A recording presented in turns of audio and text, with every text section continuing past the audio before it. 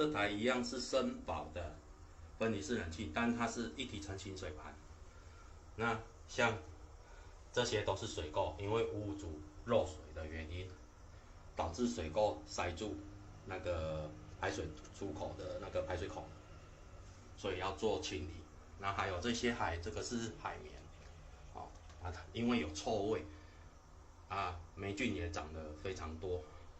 所以要做拆卸清洗。那今天是属于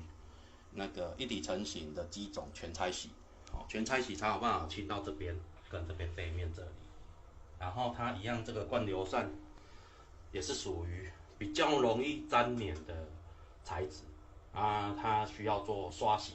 才有办法做那个深度清洁。